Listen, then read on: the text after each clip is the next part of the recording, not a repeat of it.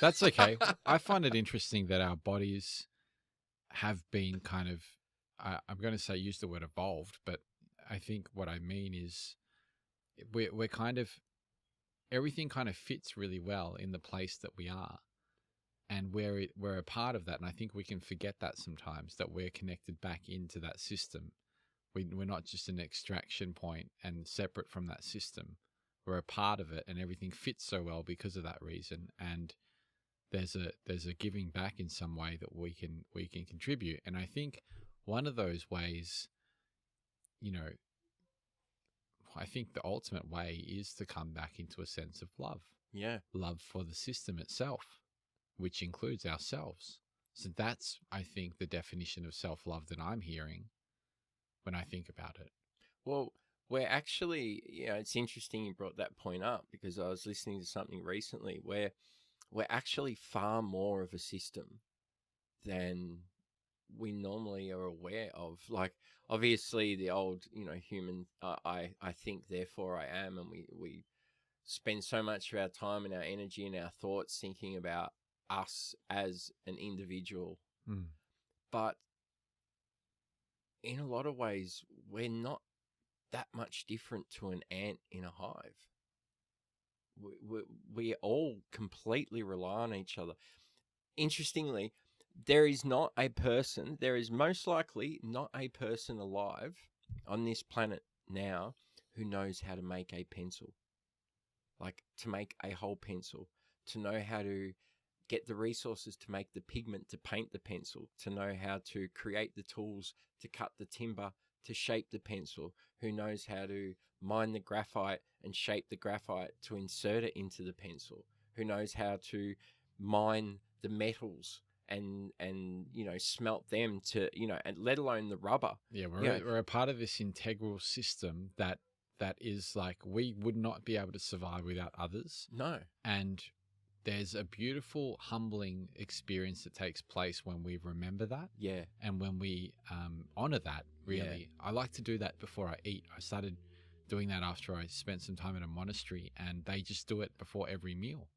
It's remembering that that meal has come from, honoring the farmers that it's come from, and all the people driving the transport trucks and all the other elements of that allowed it to come into being, from the sunshine to the rain to, the person that, was works, long shifts to feed their family at the grocery store at the checkout to sell you that bit of food that's now one part of this whole meal that you're eating. There's all these different elements that have come together from all these different places. Possibly thousands of people. But the way I've been thinking about it is, I think it goes in cycles.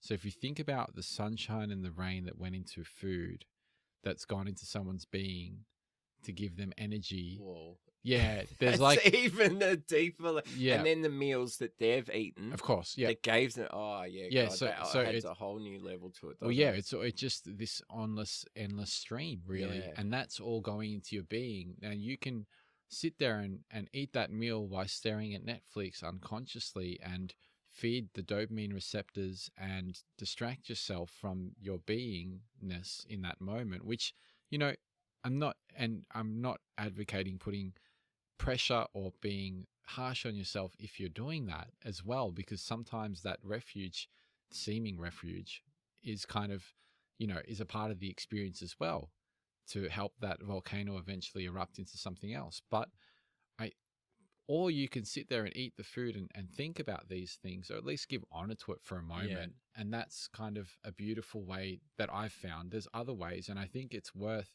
embodying some of those little rituals in your life and finding whatever works for you and exploring that space, at least, because it's all true. Everything is connected, and it's something we always forget.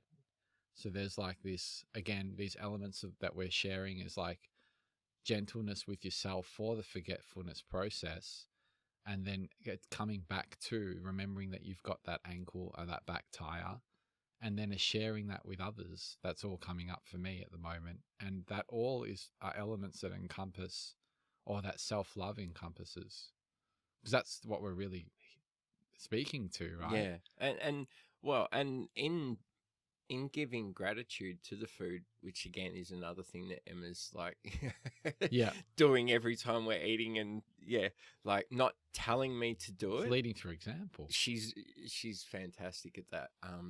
So like even today when I was having my sandwich for breakfast, my toasted sandwich, and like giving gratitude to everyone involved in that, the animals, and but yeah, I've got to add the sun and the wind and the rain into that one.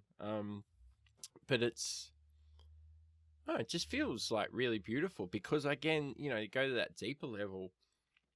The gratitude that we're giving to others is part of this, they're part of the system that we're part of. So that expression of gratitude outward is actually also an expression of gratitude inwards. Hey, welcome to Today Dreamer, a podcast and YouTube channel where we explore the interplay between inner and outer work, and we look at what cultivating the practice of presence within our lives feels and looks like once we clear the mind and open the heart. So this is just a short clip from a full podcast episode, which I'll leave a link to around here somewhere. And if you'd like to check out the whole catalogue of episodes along with guided meditations and what I have on offer, please head over to todaydreamer.com and have a peek. Also, if you haven't already, don't forget to subscribe and click the little notification bell so you don't miss any of the good stuff to come.